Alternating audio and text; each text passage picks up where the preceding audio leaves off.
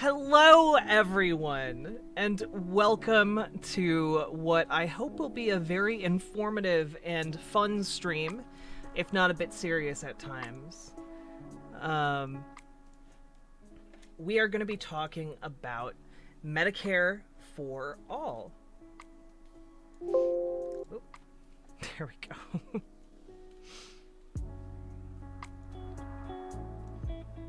Just adjusting my sound levels. Bob Jips, thank you very much for the subscription. And Morgan the Fae, thank you.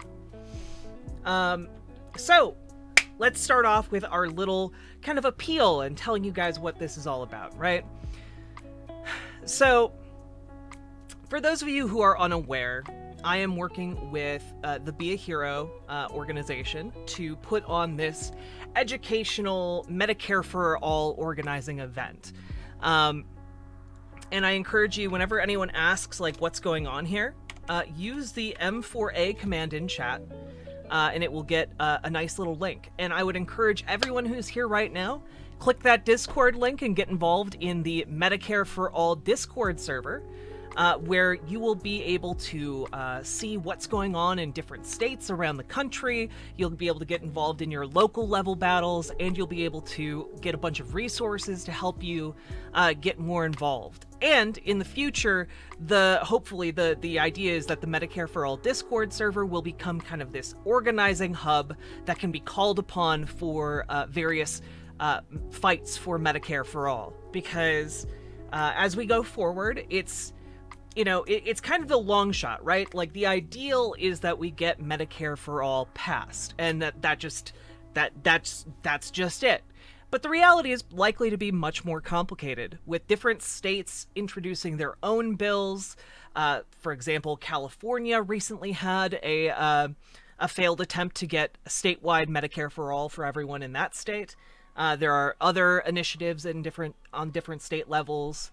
One of the big things in the infrastructure package is that Bernie Sanders and other progressives have managed to get the expansion of Medicare or Medicaid to cover, like, vision, dental, and hearing, things that were not previously covered.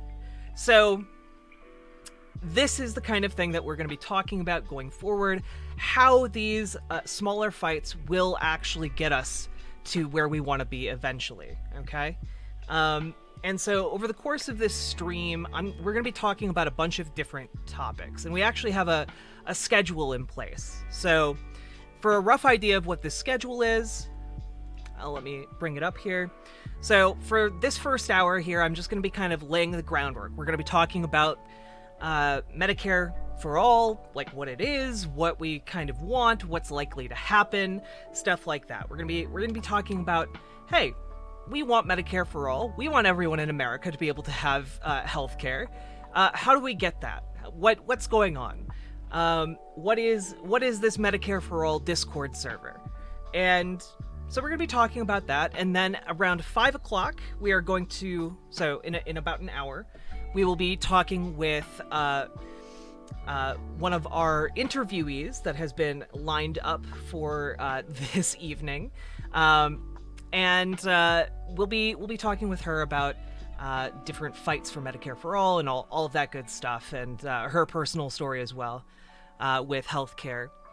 And as we go forward from there, we'll be talking about different kinds of ways that healthcare intersects with just average daily life. Why do we need Medicare for All? What are the problems going on in society that Medicare for All touches on, or what's going on that makes it necessary to even have Medicare for All? We're going to be talking about all of that stuff as we go forward, and so I hope that you'll stick around and learn some stuff, have experience some stories, enjoy some interviews, and we will also be doing call-in segments. So essentially, for each of these interviews, right? So in the overall schedule, I'm doing the introduction right now, then we'll have an interview.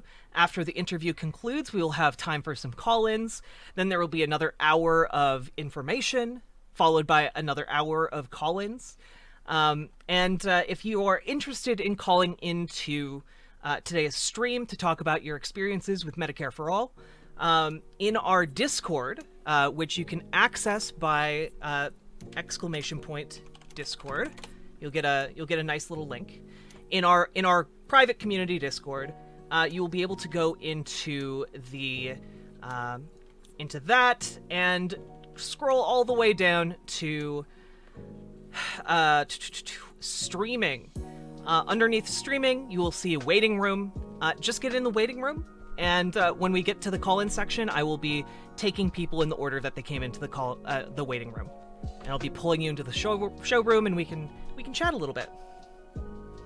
So that's kind of how this is going to work. So again, if you want to get on and share your experiences, get on our community Discord server, and we will be able to talk when we get to the call-in section. Let's see. Is this a dress we've seen before? Yes, I believe this is a dress you've seen before. I just don't wear it very often because it doesn't fit very well, but you guys can't tell because I'm on stream and sitting down. I would call this a very judgmental dress. It makes it very apparent that I need to lose some weight. All right. So does anyone have any questions about that? And I really do want to emphasize, please do join the Medicare for All Discord, which you can always access during this stream by typing in !M4A.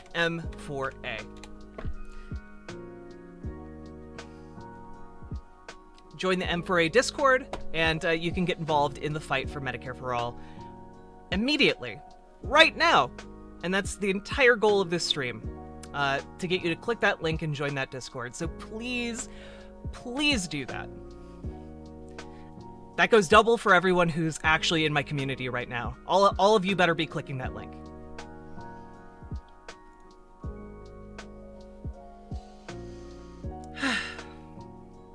Does her best jungler impression. Wait, what's a jungler? I know what a jungler is in League of Legends. Other than that, I have no context.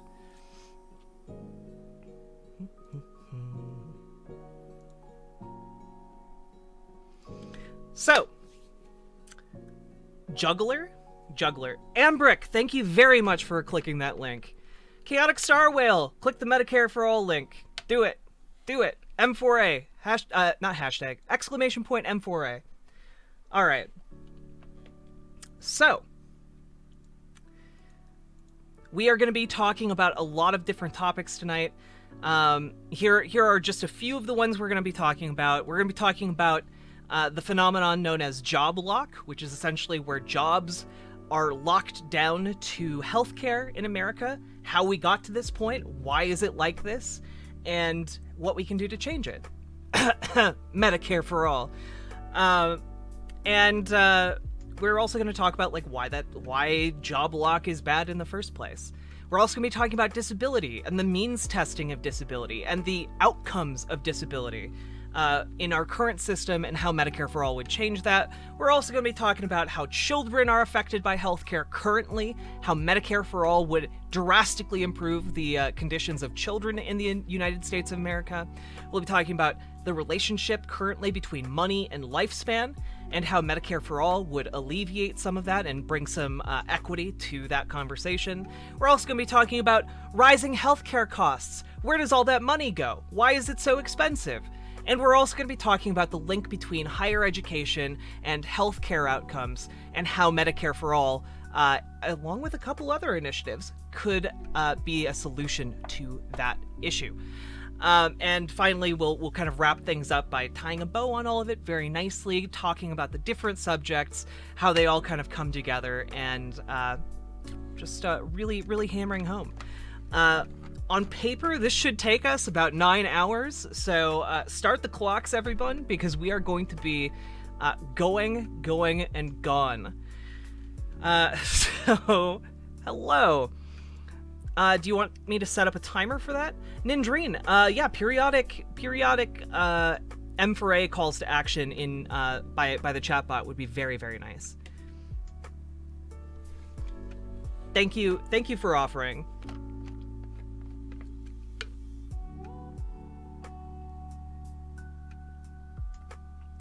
"9 hours of healthcare policy, baby. Let's go." All right. So, to start off, we're going to talk a little bit about job lock. All right. So, what is job lock? What is this phenomenon besides sounding like an X-Men team member name? Okay, job lock is the phenomenon where people get jobs and get stuck in jobs or locked into jobs by essentially needing healthcare, because healthcare is enormously expensive if you're an individual, right? And employers subsidize healthcare. Now, why is it that employers subsidize healthcare anyway in the United States? How did that come to be?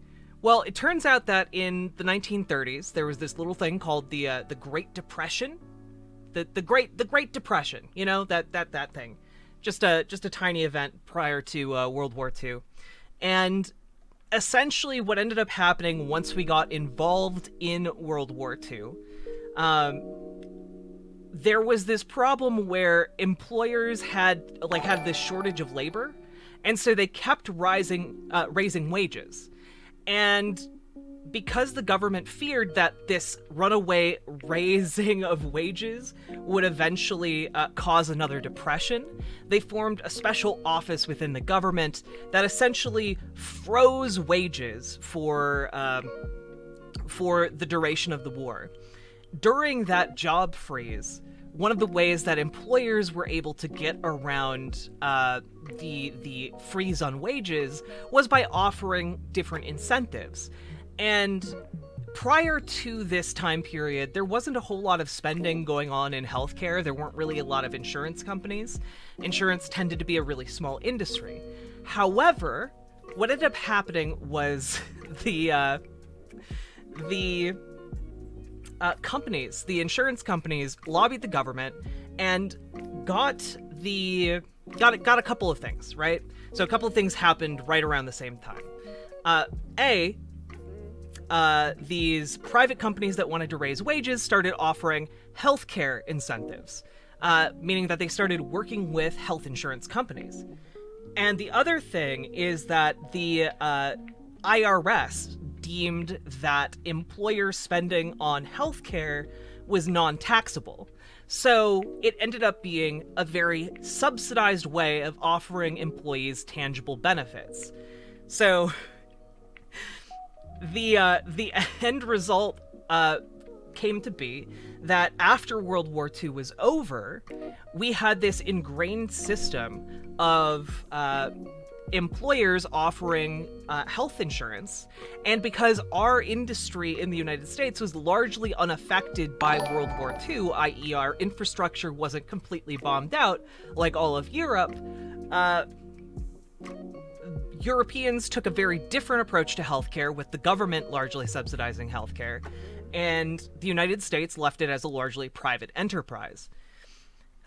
So when we're talking about this, we need to keep in mind that there's this very different kind of approach in the United States that has been built in for the last almost 100 years now. And we then see like kind of the rise of this organization called Blue Cross, and then an organization called Blue Shield. I forget which one represented which, but essentially one represented doctors who were upset that insurance companies had a monopoly on healthcare coverage, and the other represented the insurance companies offering hospital coverage. So one represented the costs incurred by doctors, the other represented the cost incurred by hospitals, and eventually those two merged in, I believe, the 1980s. Now, we then have this ever-expanding system of healthcare that has led to some pretty wild problems in the United States, and some very disparate outcomes when it comes to who receives care. right? Now, when we're talking about all of this, we need to keep in mind that the United States is uniquely positioned to be very poorly situated to deal with healthcare, right? Like, and it's not because we can't deal with healthcare, it's because there are a lot of institutionally designed programs that rely on private companies that would require a lot of shifting. And our nature as a country is very opposed to dramatic shifting of priorities and dramatic shifting of institutions, right? So when we talk about this, one thing to keep in mind is that, like, in 1940, around 9% of Americans had health insurance. By the 1950s and 60s, about 66% of Americans had health insurance. And that number has only gone up. And largely as a result of a couple things, right? So there are a couple reasons that percentage has gone up. And one of the main drivers of that is that hospitals can do more in modern times than they could back in the 1920s or 30s or 40s. And we're kind of in this strange place where we're like, oh, well, we everything's so expensive. Why is it so expensive? Well, it's expensive because of the profit motive of private insurance companies that take just exorbitant amounts of money via the private enterprise of them. They operate at a profit. That is what private insurers do. They make money. That's their goal. So let's take a look here. Here's an article from the New York Times from 2017, just kind of going over a lot of what I just told you about, but it is pretty revealing, right? That this part in particular hit me. President Truman in 1945 actually proposed that we have a universal healthcare system, that we have a Medicare for all system in the United States. And it was also enormously popular. However, despite being enormously popular, one of the big things that ended up killing the bill was that their businesses liked having control over labor. Businesses liked having the ability to kind of dictate what their employees' healthcare coverage was, and to kind of essentially the early days of job locking them down to their job so they couldn't like move around and might be a little bit cooled off from doing all that union organizing. Let's see. So it had opposition from business, but it also had opposition from the insurance companies that had risen to prominence during World War II. As a direct result of like the 1943 IRS decision to not tax and the wage freezes that had been temporary during the time. So a lot of this had to do with the kind of the economic pressures of the time. And even unions in 1945 opposed universal health coverage because it would belittle and downplay the wins that they had experienced during the previous decade, during World War II, when they couldn't fight for higher wages, so they fought for better healthcare. So it wound up being like this just political minefield, and despite being enormously popular, never really went anywhere. But things are a bit different now. Things are a bit different now in 2021 than they were in 1945. Stop hating on a pimp. What's your question about World War II?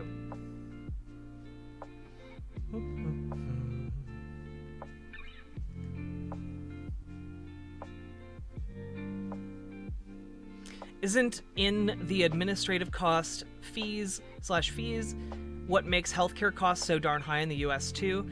Not necessarily. we're going to be going all into that later.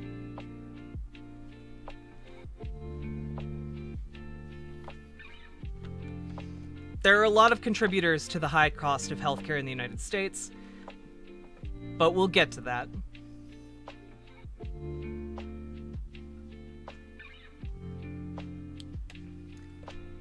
If our grandfather who fought and died against the Nazis see what happened in our world, do you think they'd change sides? Not my grandfather, because my grandfather wasn't a fascist. So, no. Now, I can't speak for your grandfather. Maybe your grandfather was a fascist, but mine wasn't.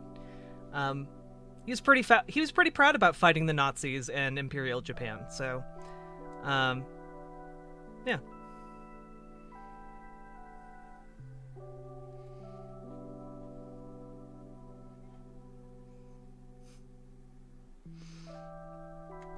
My grandfather was black. I doubt he would have been a fascist. Yeah, probably not. Let's see.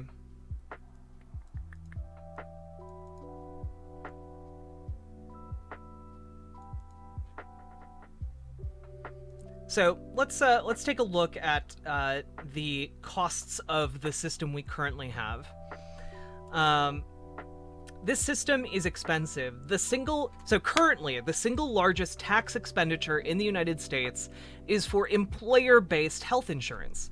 So, currently, our largest tax expenditure is on employer-based healthcare. Like, our private insurance is the largest tax expenditure that we have. Subsidizing private insurance is the largest tax expenditure that the United States undertakes. It would actually save us money to have Medicare for all. It would save us money to have it subsidized as a single-player system rather than as for-profit institutions kind of sucking up the subsidies of the government, aka taxpayer money. I was talking about the US, EU, soldier. What if they see what happened in the world? Don't you think they change side to be a Nazi? No, I don't think so. I think, again, my grandfather wasn't a fascist. So, I don't know what point you're trying to get at. Again, maybe your grandfather was a fascist. In that case, they'd probably be more than happy to fight for the Nazis. But, yeah, mine wasn't. I'm a proud supporter of democracy, and authoritarian can eat my shorts. Authoritarians can eat my shorts. Do you hear yourself? Yeah, Nazi's bad. I know, it's a hot take. It's a hot take on a Medicare for All stream, but Nazi's bad. Let's see.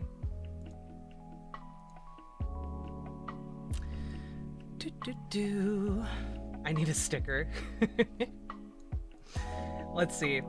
It's even more, so when we're talking about US taxpayer money and what goes where, we spend more on private health insurance as a nation than we do on, like, mortgages or anything else. Like, land ownership itself is not even as subsidized as just staying alive in the United States.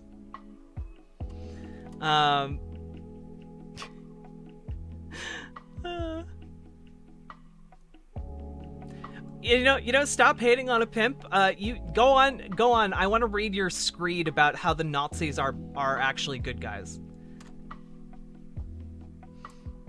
Oh, I didn't forget about Japan. Remember, I mentioned my grandfather fought against Imperial Japan.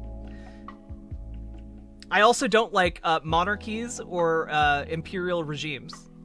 I'm pretty consistent, actually. I don't like authoritarianism.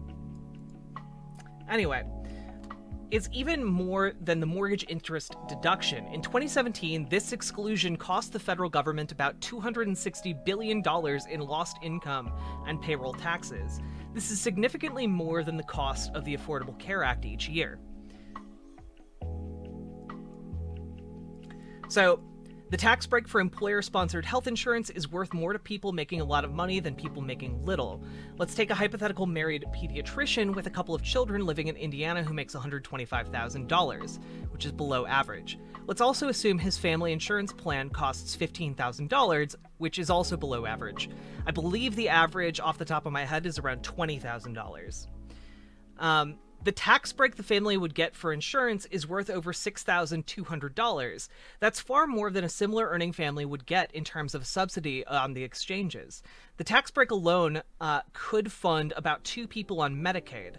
Moreover, the more one makes, the more one saves at the expense of more spending by the government. The less one makes, the less of a benefit one receives.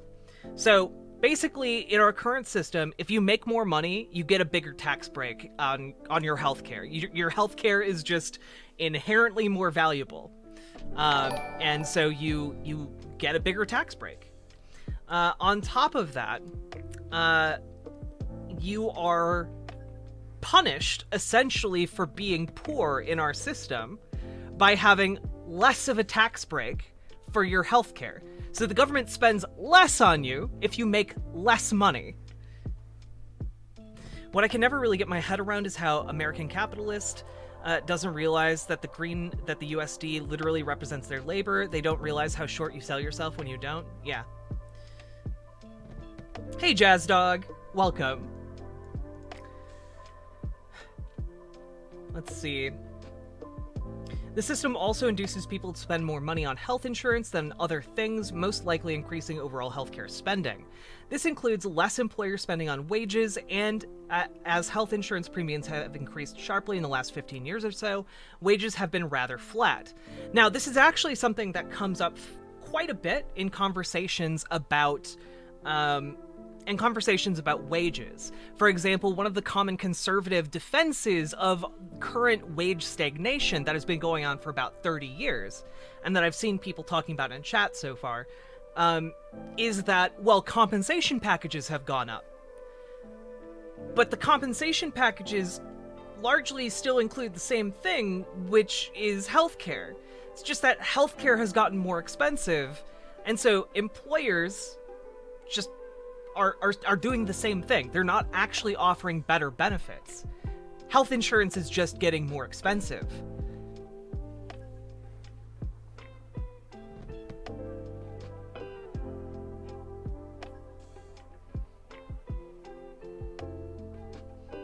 What is true scum again? Hypocritical Luddite. A true scum is a term used for a trans person who arbitrarily makes lines around who is and is not trans. So, for example, a true scum might be like a trans medicalist who's like, oh, you haven't had bottom surgery? Then you're not a real trans woman or a trans man. You know, like someone like that. I think the government helping people is awesome. And you know what I think is even more awesome? Everyone having health insurance through the government. I think that's better. Isn't Jenner a bit that way? Yes. Just a reminder, everyone, if you're interested in sharing your healthcare experiences in the United States, please do join our Discord and line up in the waiting room for the stream. We will be getting to you in probably about an hour, so make sure you're around. Hey, Nubist. Aw, thank you. So Blair White is true scum? Yeah, she'd largely be called the true scum. Yeah, or a trans medicalist. Yeah.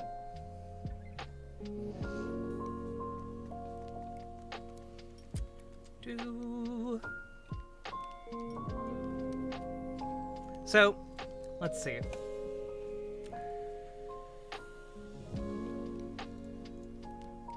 Here, we're gonna turn to some PBS coverage that actually, like, again, PBS does such good reporting, really underrated. Let's take a look at this report that they did a couple years ago.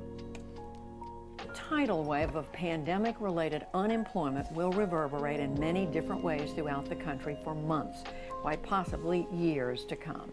One way, as millions lose their jobs, they also lose their health care coverage. And for so many, there are no easy prospects of getting affordable insurance. The connection between employment and health insurance is the focus of Paul Salmon's report tonight. It's part of our regular series, Making Sense. Trust in Jehovah and do what is good. Connie Boyd is trying hard to keep the faith since losing her job at an airport kiosk. If I no longer had a job, then that means no longer health insurance for me. And with my illness, I have to have, it's very important that I have health insurance because I have Crohn's disease. Millions of Americans no longer have a job or health insurance. Waitress Amanda Dawson lost both. When I contacted my health insurance provider to see if they could work something out on my premium, they said no. With health insurance from Oscar, you can talk to a doctor anywhere, anytime, for free. Oh, an Dawson ad. had her own policy through the insurer Oscar. She had to let it lapse. Oh, wait, But wait, this isn't an ad. half of us have employer-provided coverage, like cook Emma Rittner, who lost her job in March. As of today, I don't have any insurance, and even though I'm on unemployment, the additional $600 a week puts everyone on unemployment over the cap for Medicaid.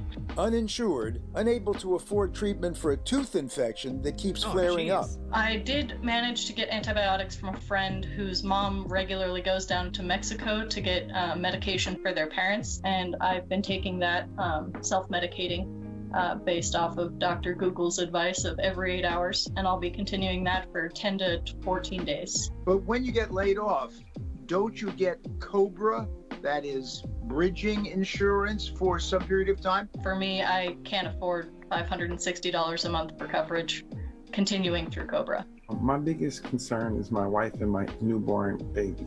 Tim Maddox lost his job as a United Airlines subcontractor last Thursday. The next day, his son was born via emergency C-section. He's fighting to keep insurance. Yeah, honestly, Jazz Dog, like, that isn't even like outside of the realm of possibility. Like, personally, I pay around $400 a month for my health insurance between my health insurance and my dental plan. And I'm just like a self-employed contractor. So like, especially if you're unemployed, like it's almost impossible for some people.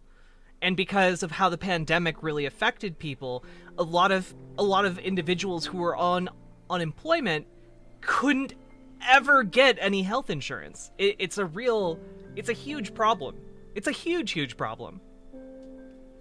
And that's because means testing inherently is something that is supposed to cut people off of health insurance.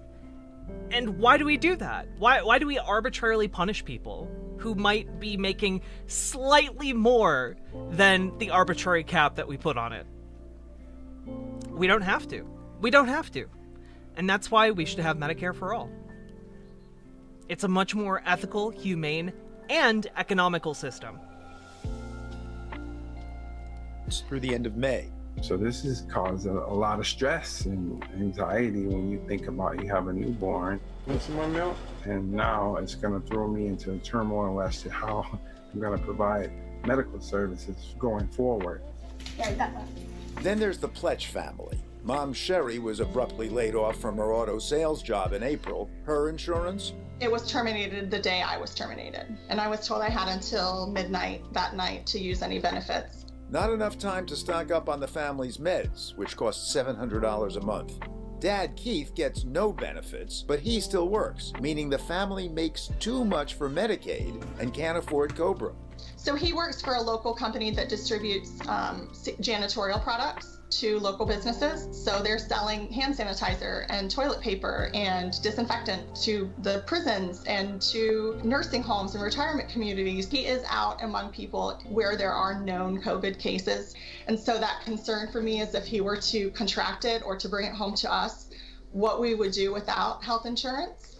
Now, the uninsured can get a free COVID test, and their providers can be reimbursed for COVID care, but that still leaves plenty of worries for substitute teacher Frank Johnson. He tried to buy a plan on the Affordable Care Act marketplace. It was unaffordable. I think it was about $500 a month, and this was the lowest rate that they had to offer. Yeah. It is stupidly expensive to buy healthcare in America. I stream D&D on Tuesdays, Jazz Dog. And so here I am basically without insurance during pretty much a pandemic because, of course, our healthcare is. Oh, and also, if you want to catch up, we have a playlist on my YouTube channel. Still, in many ways, tied to our jobs, or it's tied to a marketplace. The pandemic is laying bare a lot of the problems with the system. Princeton economist Ann Case, her Nobel Prize-winning husband, Angus Deaton. We're really hurting ourselves by having a healthcare system that sucks up so much money and destroys people's lives. A few years ago, the couple coined the phrase deaths of despair. It's now the title of a book that blames much of the economic anguish and declining longevity of America's working class on the healthcare system. 18% of GDP is spent now on healthcare. It's taking money from regular people and it's sending it up the income distribution to hospitals, to big pharma, to device manufacturers, and to some subset of doctors. Some of the big hospitals in New York or in Philadelphia with chief executives who are doctors but are now paid $5 or $10 million a year. Pharma executives get paid huge sums of money. Humira patients, this one's for you. Pharma floods TV with ads. Lots of insurers means armies of billers and payment deniers. And since healthcare costs are so pricey, employers have a disincentive to provide it, especially to low-wage workers. So if that worker is worth $30,000 to the firm, and the firm has to pay $10,000 or $20,000 for a single or family policy, that becomes sort of unsustainable. And so either wages have to go down, which happens, or they shut the job altogether and decide they can do without. And maybe they can hire in workers from the Ram Jam cleaning company or something so that they don't have to hire their own janitors. All of those are outsourced, and the people are left working for firms where there are no benefits, where they're dead-end jobs, simply because of this enormous cost of healthcare. Case in point, asthmatic Robert Lawrence, whose low-paying gigs have never come with benefits. I was trash collector. Same. I have never once in my life, never once, have I worked for a job that provided me with health insurance benefits. Never. Not once in my life has anyone been like, we will give you health insurance along with your job. A lot of people are in this same boat.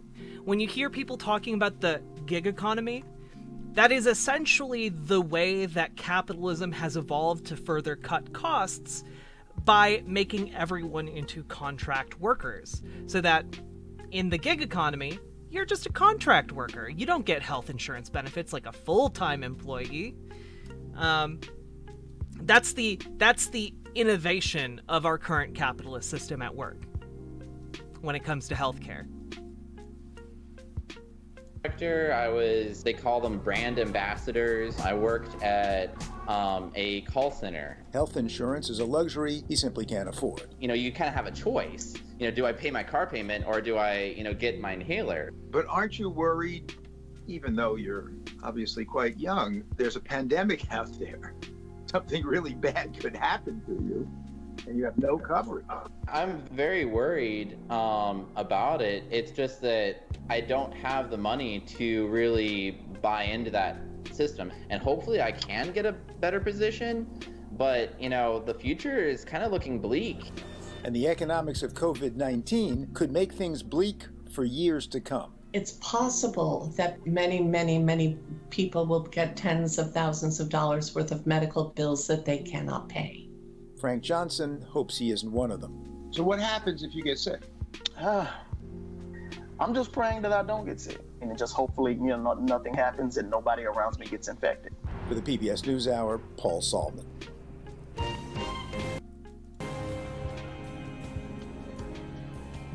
Just pray you don't get ill. That's the American way.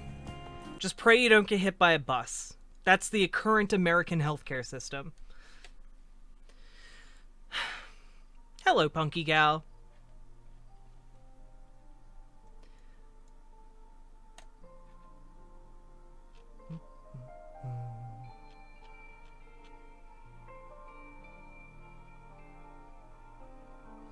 Hey, Real Dan Cody. Thanks for showing up to the our Medicare for All organizing event.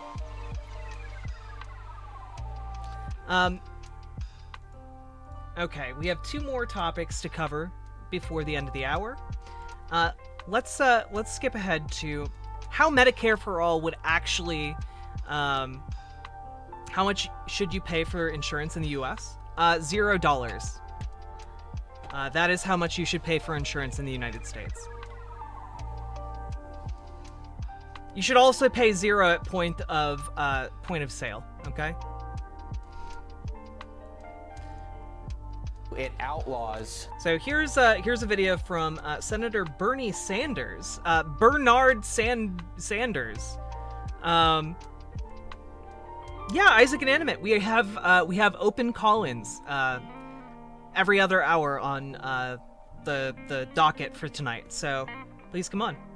So what's the problem then? The problem is that people are instead paying far more than $0. All right. How would Medicare for All save the situation of job lock? How would we decouple work in the United States from your ability to get health care? Oh, let's find out.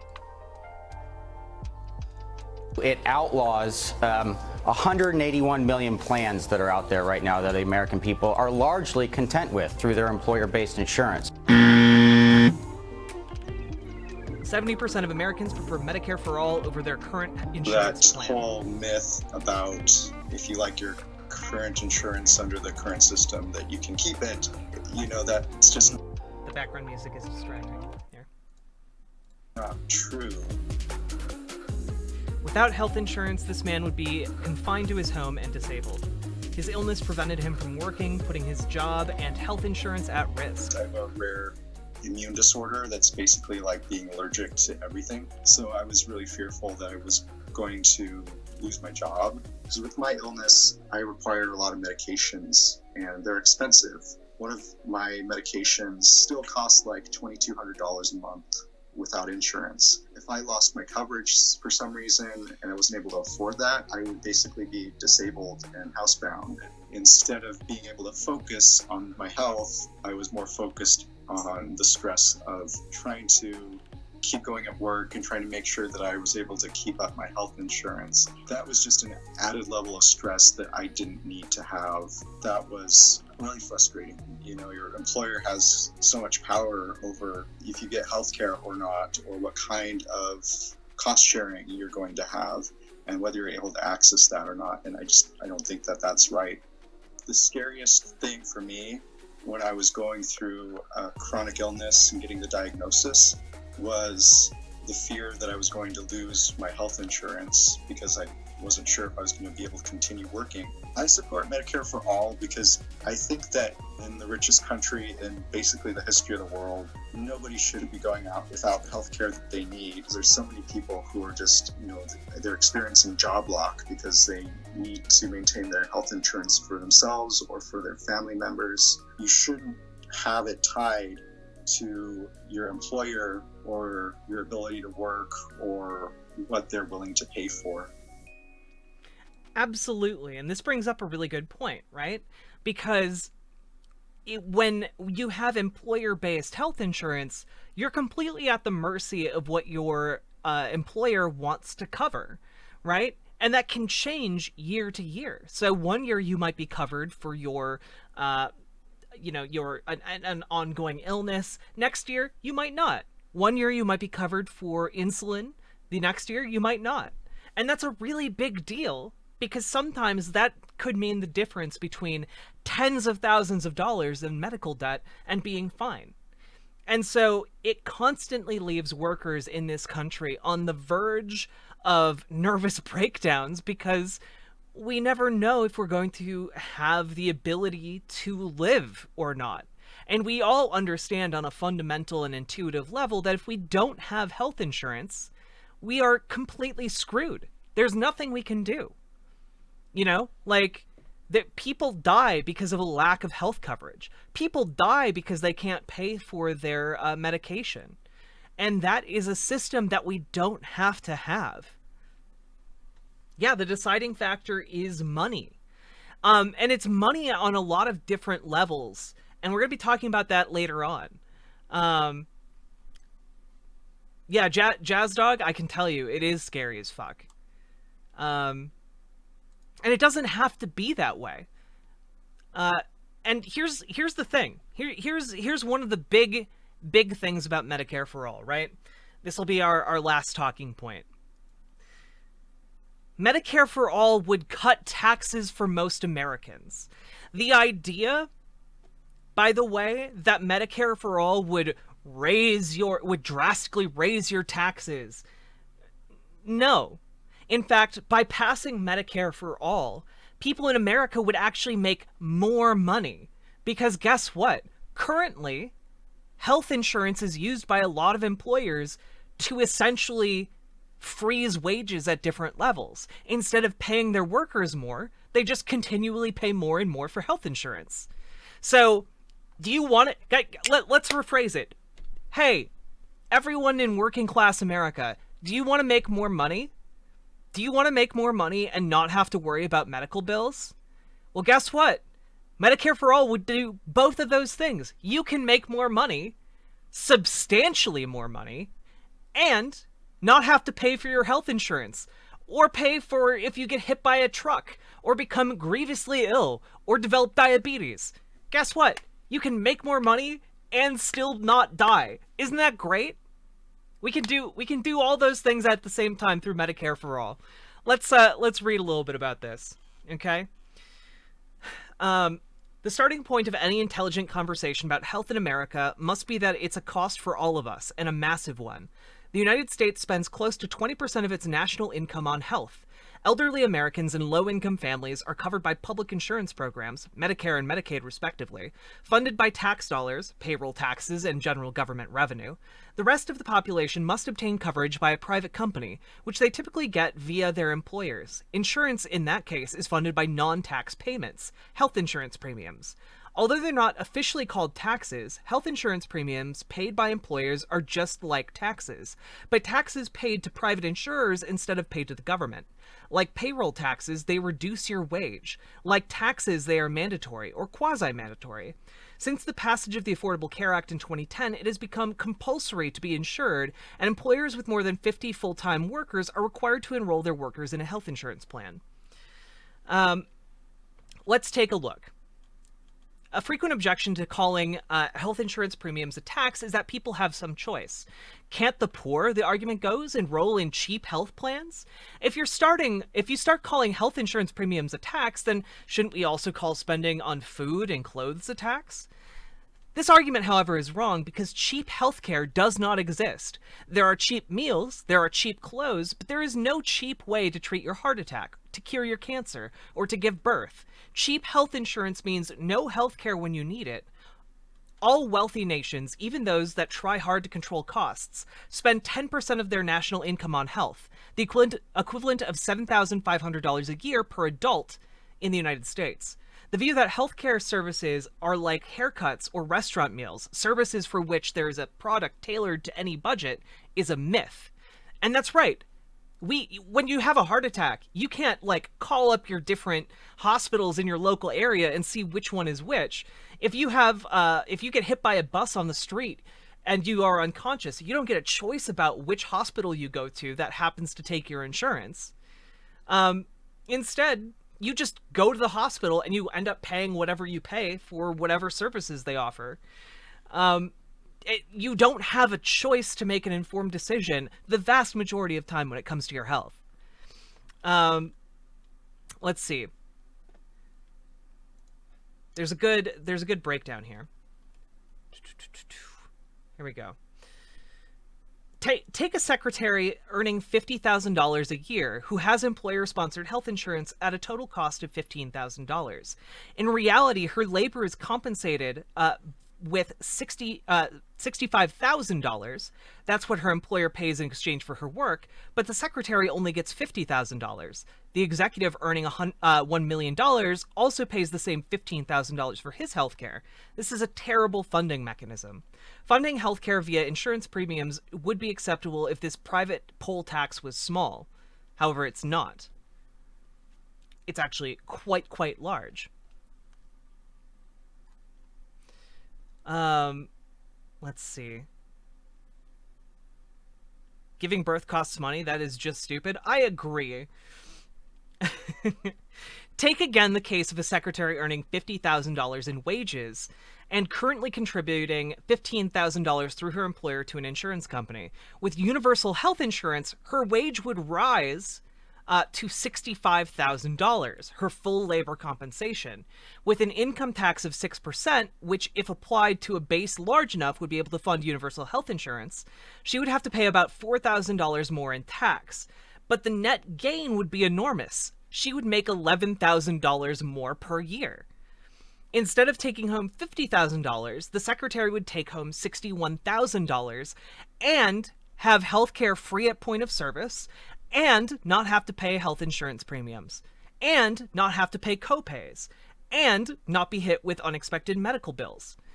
So when we're talking about this, we really need to frame it instead of just as Medicare for All would, make your healthcare free, which a lot of people can understand, but might not necessarily, especially if they're in a younger age bracket. We also need to frame it as a fundamental worker's right, where if somebody is working, they are entitled to the full value of their compensation. And that shouldn't be hidden behind healthcare costs. That shouldn't be hidden and kept from them just so a private company can make more money. I think that if you're making whatever you're making, you should be making the full cost of your labor.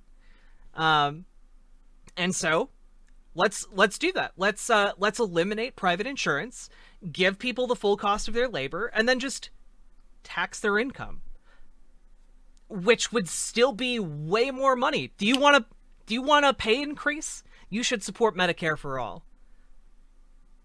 Do you want to make more money? Support Medicare for All. Because guess what? You're going to make way more money with Medicare for All. Are you making less than $1 million per year? You're going to make so much more money with Medicare for All. And you're not going to be crippled by debt for the rest of your life if you happen to get hit by a bus. So let's make more money and not have to pay just life-ruining medical bills. Yeah, Real Dan Cody, the European perspective is always appreciated in chat. I was gonna lurk, but I gotta say this makes me so goddamn mad. Yeah, and you know what? We should be mad. We should be mad that our current system underpays us for the work we do, just so that a lot of us can stay alive. And it's not even all of us. It's just a certain subset of us that are lucky enough to have full-time jobs compensated with employer health insurance. And that's not even all of us. So you know what? Let's have a system that covers all of us, that is guaranteed to cover all children, all adults, all elderly, that no one is falling between the cracks of this system, and ensure that our hospitals are able to treat everyone regardless of how much money they have.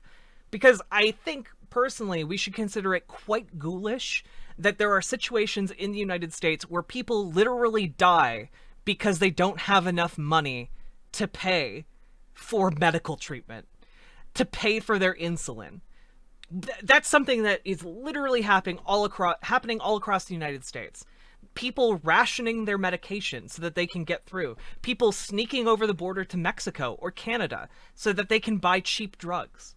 That shouldn't have to happen. You shouldn't have to organize an underground railroad from the United States to neighboring countries just so you can live.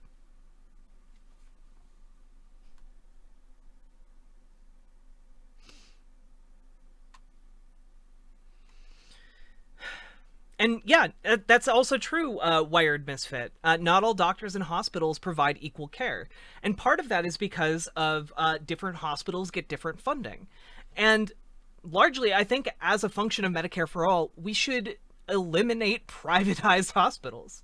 I think that would be a fantastic step in a positive direction. You shouldn't be able to be denied treatment just because of the private nature of a hospital. And not all doctors take Medicare or Medicaid. True. Very true. All right. So we are going to move over to our next segment. Real quick, I am going to go refill my water bottle, and then I will get on the line with Laura Packard, and we'll have a little interview conversation, which will be followed by open call-ins until we hit the next end of the hour. Just as a general reminder, please do sign up for the Medicare for All Discord server, which I just linked in chat. Please check that out, especially if you want to get involved in the fight for Medicare for All in the United States. We're going to be continuing to talk about this all evening, so please stick around, don't go anywhere, and I will be right back.